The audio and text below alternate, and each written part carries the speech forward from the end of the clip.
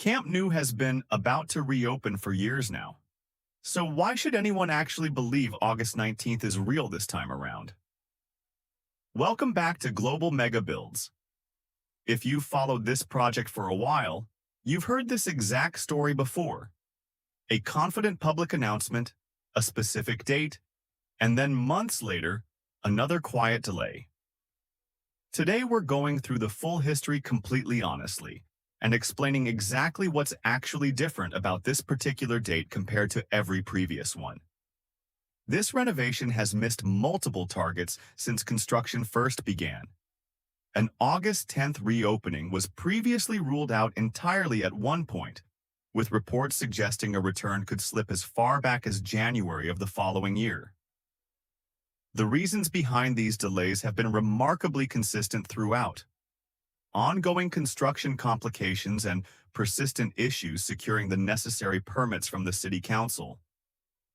The club even had a penalty clause written into their contract with construction firm Limac, worth €1 million per day past an earlier agreed deadline. A clause that ultimately wasn't enforced due to what was officially described at the time as unforeseen circumstances. A huge part of the delay story here actually isn't about construction speed at all. It's bureaucracy. Reopening Camp Nou legally requires two separate critical licenses from the city authorities. The first one allows construction and site activity to continue moving toward a proposed reopening date.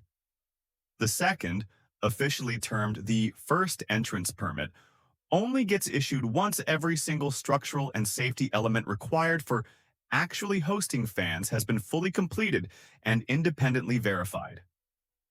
Barcelona has already secured that first license. The second one remained the key hurdle standing between construction genuinely finishing and fans actually being legally allowed inside the stadium.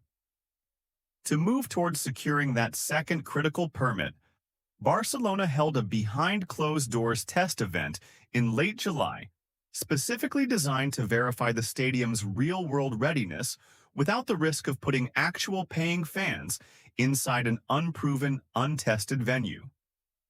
Events like this are actually standard practice before any major stadium reopening anywhere in the world, essentially a full dry run, testing crowd flow, safety systems, and emergency procedures before the real thing happens in front of thousands of people. Here's why this particular date genuinely feels more credible than every previous one that's come before it. It's not just a hopeful, vague target anymore. It's a confirmed fixture with a named opponent, a specific kickoff time, and real international sporting significance attached to it. Beyond that, construction has had its most uninterrupted stretch of the entire multi-year project this summer, with absolutely no home matches to work around since mid-May. Combine a locked-in, high-profile opponent with a genuinely faster construction pace, and you end up with a very different situation than the vague reopening soon announcements that fans have heard over and over again in years past. Even with all that said, it's worth staying realistic. A failed final safety inspection, an unresolved element of that second permit, or an unexpected structural issue discovered late in the process could still theoretically push this date back at the last minute, just as has happened multiple times before on this exact project. Nothing is truly guaranteed until fans are actually walking through the gates on the night itself. Realistically, expect August 19th to actually happen. But expect it to look like a partial, still visibly under construction reopening rather than the finished, full 105,000-seat stadium fans have been dreaming about for years. Given the permit progress made so far, and the sheer specificity of this announcement compared to previous ones, a complete cancellation at this stage looks genuinely unlikely, though last-minute capacity reductions or safety-driven adjustments certainly wouldn't be surprising. To their credit, the club has made real operational adjustments as these delays have piled up, agreeing with La Liga to play opening fixtures away from home when needed, temporarily basing themselves at Montjuic, and restructuring the construction schedule around whatever window of uninterrupted time they can find. None of that fixes the underlying delays, but it has at least kept the club competitive on the pitch while the stadium caught up around them. There's another important difference this time. The project has moved from simply asking, "When can we reopen?" to working backward from an actual event that now has to function in the real world. A confirmed match creates a much more concrete checklist. Access routes have to work. Spectator areas have to be certified.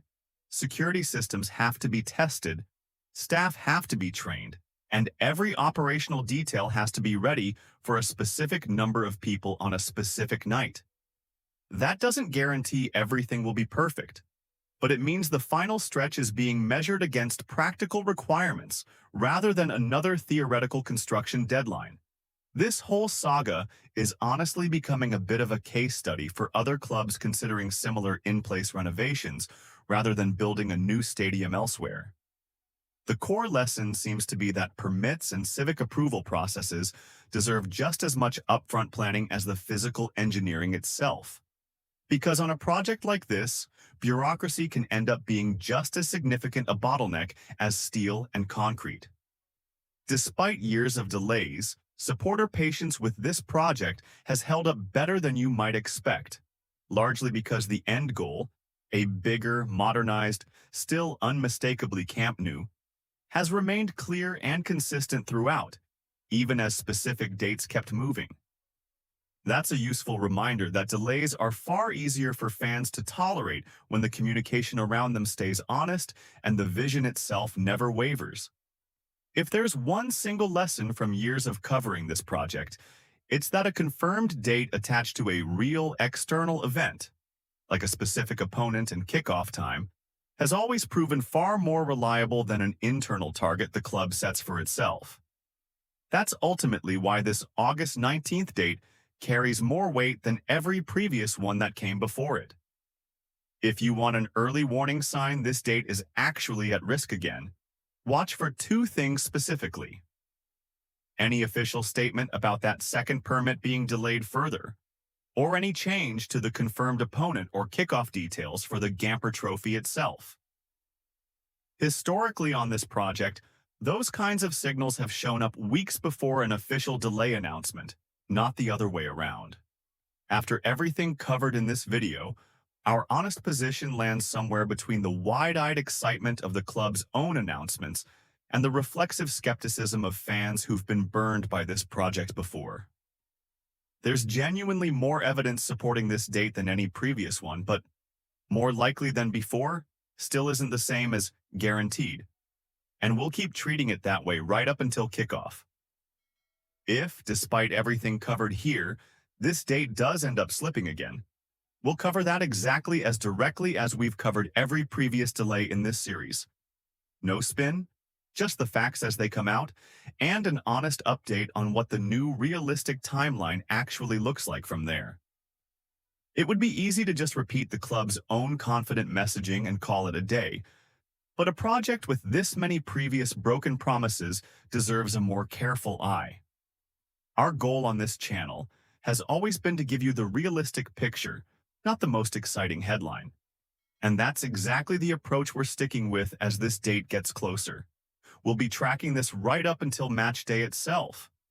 Subscribe so you're the very first to know if anything changes. Comment below. After everything you've just heard, do you actually believe this date will hold? See you in the next one.